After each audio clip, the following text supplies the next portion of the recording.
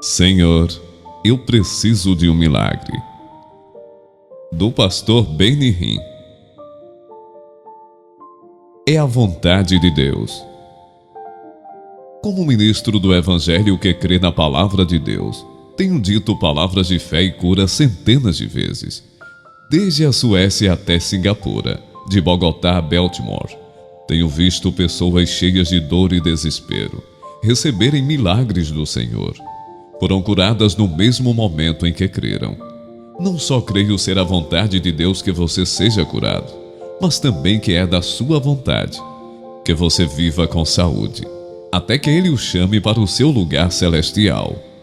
Veja Jó 5:26. Se estiver procurando um livro que o ajude a racionalizar e justificar as suas enfermidades, este que está lendo não é para você. Não costumo pregar dizendo: se for da sua vontade, Senhor, cure a esta pessoa. Deus quer curar. Você jamais me ouvirá orar, dizendo palavras que possam destruir a fé, tais como: se for da sua vontade, Senhor, cure-os. Deus quer que você se levante e seja curado, hoje, amanhã, sempre. O que o Senhor deseja para você não mudou desde o tempo em que Ele realizou o maior serviço de milagres, mencionado no Antigo Testamento. Quando Deus chamou seu povo Israel do Egito, eles estavam doentes e afligidos por toda espécie de enfermidade. Eram escravos desnutridos e tinham sido tratados cruelmente. Mas quando Deus visitou seu povo, algo maravilhoso aconteceu. Ele os tirou da servidão e imediatamente, entre as suas tribos não houve um só enfermo. Salmos 105:37. Creio que este versículo afirma claramente que o povo de Deus foi curado pelo toque de sua mão poderosa naquele momento. Deus não mudou. Milhões estão deixando hoje a sua servidão e pecado para encontrar uma nova vida com Cristo. Deus quer que seus filhos não só saiam da escuridão, como também deixem de lado a doença. Quando Deus livrou os filhos de Israel do Egito, eles se convertem em um povo curado. E mais ainda, o primeiro pacto que Deus fez com eles era a aliança de cura. Deus dá cura total da multidão. A primeira mensagem que ouviram de Deus ao cruzarem o Mar Vermelho foi: eu sou o Senhor que te sara. Êxodo 15:26. Olhe para o madeiro. A lição demonstrada por Deus aos filhos de Israel sobre a cura é profunda. Os israelitas tinham passado 3 dias sem encontrar água. Afinal, chegaram a Mara. Todavia não puderam beber as águas de Mara, porque eram amargas. Por isso, chamou-se-lhe Mara, e o povo murmurou contra Moisés, dizendo: que havemos de beber? Então Moisés chamou ao Senhor, e o Senhor lhe mostrou uma árvore. Lançou a Moisés nas águas, e as águas se tornaram doces. Deu-lhes ali estatutos e uma ordenação, e ali os provou e disse: se ouvires atento a voz do Senhor teu Deus, e fizeres o que é reto diante dos seus olhos, e deres ouvidos aos seus mandamentos, e guardares todos os seus estatutos, nenhuma enfermidade virá sobre ti, das que enviei sobre os egípcios, pois eu sou o Senhor que te sara. Êxodo 15:23-26. Eles saíram curados do Egito, mas começaram a murmurar e a se queixar das suas circunstâncias. Deus lhes deu um aviso e disse que a murmuração resultaria em doença. O que ele queria dizer era: se não murmurarem, não permitirei que fiquem doentes, o que significa que já estavam curados. O simbolismo encontrado nesta história comunica uma mensagem emocionante. Quando Moisés chamou ao Senhor, Deus lhes mostrou um madeiro. Creio que fez isso porque o madeiro representa a cruz. Deus lhe ordenou que lançasse o madeiro nas águas, e imediatamente elas se tornaram doces, deixando de ser amargas. Na Bíblia, a água algumas vezes representa as pessoas. A doçura nos fala de cura e saúde. Era como se Deus estivesse dizendo: tome a cruz, o madeiro, coloque-a sobre as pessoas, águas, e elas serão curadas, tornadas doces. Hoje, sem a cruz, não pode haver cura. Antes que o Deus Todo-Poderoso curasse as águas, Ele lhes mostrou o madeiro. Antes de podermos receber a nossa cura, devemos olhar para a cruz. Os israelitas voltaram a ficar doentes? Sim, mas Deus não enviou a enfermidade. Ela foi causada pelo pecado deles. Em Números 21, a Bíblia diz que quando eles voltaram as costas à rebelião, foram mordidos por serpentes. A história da cruz contém um simbolismo muito importante. Creio que Deus enviou seu Filho para o Calvário, tanto para curar a nossa alma, como o nosso corpo. Quando a coroa de espinhos foi colocada em sua cabeça, ele sangrou para a cura da nossa mente e pensamentos. Quando foi açoitado, suas costas foram feridas pelas nossas enfermidades. Se Jesus suportou ou levou as nossas enfermidades, por que devemos tentar carregar o que já foi colocado sobre ele? Ele já as levou embora. Frequentemente na Bíblia, quando alguém foi salvo, a salvação veio a ser acompanhada de cura. Você lembra quando Jesus disse a Nicodemos: "E como Moisés levantou a serpente no deserto, assim importa que o Filho do Homem seja levantado." João 3,14. Ele estava se referindo a uma história importante do Antigo Testamento, que estabelece este princípio: quando o pecado entra, a enfermidade vem com ele, e algo mais, quando o pecado vai embora, leva consigo a doença. Olhe para a cruz. E o povo falou contra Deus e contra Moisés: "Por que nos fizeste subir do Egito? Para que morrêssemos neste deserto? Pois aqui nem pão nem água há.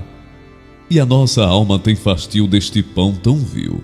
Então o Senhor mandou entre o povo serpentes ardentes, que morderam o povo, e morreu muito o povo de Israel. Pelo que o povo veio a Moisés e disse: "Havemos pecado, porquanto temos falado contra o Senhor e contra ti. Ora ao Senhor que tire de nós estas serpentes." Então Moisés orou pelo povo, e disse o Senhor a Moisés: "Faze uma serpente ardente, e põe-na sobre uma haste, e será que viverá todo mordido que olhar para ela." Números 21, 5-8. Quando você e eu desobedecermos ao Senhor, podemos esperar que as serpentes nos mordam. Eclesiastes 10:8. O que Deus estava dizendo? O que Deus estava dizendo séculos antes do Calvário era que mesmo que você seja mordido por uma serpente, tudo o que precisa fazer é olhar de novo para a cruz. Primeiro em Êxodo 15:25, Deus mostrou-lhe uma árvore. Da segunda vez em Números 21:8, o Senhor disse a Moisés que fizesse uma serpente ardente, e põe-na sobre uma haste, e será que viverá todo mordido que olhar para ela. Nas duas vezes a cura veio ao olhar para a cruz. Você quer ser curado? Quer conhecer o poder divino que pode dar-lhe vida e saúde? Olhe para o Calvário. Quanto mais estudo a palavra de Deus, tanto mais convencido fico de que o cristão não deve ficar doente. Se for da vontade de Deus que eu adoeça, então Jesus carregou minhas enfermidades em vão. É da vontade de Deus que eu viva em pecado? Claro que não. E se eu dissesse: "É a vontade de Deus para mim que fique doente", seria o mesmo que dizer: "É a vontade de Deus que eu viva em pecado." Mas o plano dele não é esse. Creio que a sua vontade perfeita para mim é saúde e cura para o resto de meus dias. Da mesma maneira em que confio que ele quer que eu ande retamente. Levo sempre uma vida reta? Não. Cometo erros, arrependo-me e ele me perdoa. Gozo de saúde completa e perfeita? Não. Fico doente, vou ao Senhor e peço o seu toque de cura, e ele restaura a minha saúde. Perdoado e curado. Quando Deus perdoa, ele inclui a provisão da cura. O salmista escreveu: "Bendize, ó minha alma, ao Senhor, e não te esqueças de nenhum de seus benefícios. É ele quem perdoa todas as tuas iniquidades e sara todas as tuas enfermidades." Salmos 103, 2 e 3. Com um só toque, Deus perdoa e cura. Quando Jesus olhou para o paralítico, foram estas suas palavras. Qual é mais fácil? Dizer ao paralítico: "Estão perdoados os teus pecados?" Ou dizer: "Levanta-te, toma o teu leito e anda"? Ora, para que saibais que o Filho do Homem tem sobre a terra autoridade para perdoar pecados, disse ao paralítico: eu te mando, levanta-te, toma o teu leito e vai para a tua casa. Então ele se levantou, e tomando no mesmo instante o leito, retirou-se à vista de todos, a ponto de se admirarem todos e darem glória a Deus, dizendo: jamais vimos coisa assim. Marcos 2, 9 a 12. Repito, quando o Senhor perdoa pecados, ele sempre inclui a cura. Essa é a razão de Tiago ter dito: está alguém entre vós doente? Chame os presbíteros da igreja e orem sobre ele, ungindo-o com azeite em nome do Senhor. E a oração da fé salvará o doente, e o Senhor o levantará. E se houver cometido pecados, ser-lhe-ão perdoados. Tiago 5, 14 e 15. É algo simultâneo, um só toque. Um sopro do Senhor é tudo o que você precisa. Deus salva e cura. Deus perdoa e cura. Precisamos personalizar as palavras do salmista e repeti-las muitas vezes. Ele perdoa todas as minhas iniquidades. Ele cura todas as minhas enfermidades. Ele prometeu, e morador nenhum dirá: enfermo estou, porque o povo que habitar nela será absolvido da sua iniquidade. Isaías 33, 24. E não é a intenção dele que o problema volte. Deus prometeu também que ele acabará com a enfermidade em nossa presença. E servireis ao Senhor vosso Deus, e ele abençoará o vosso pão e a vossa água, e eu tirarei do meio de ti as enfermidades. Êxodo 23, 25. Filho meu, atenta para as minhas palavras, porque são vida para quem as acha, e saúde para o seu corpo. Provérbios 4, 20 a 22. A Bíblia ensina claramente que nosso corpo pertence ao Senhor e se destina a glorificar, pois a Deus no nosso corpo e no nosso espírito, os quais pertencem a Deus. 1 Coríntios 6, 20. Ele quer curá-lo completamente. Permita que pergunte outra vez: é da vontade de Deus que você tenha saúde? Era isso que o leproso queria saber.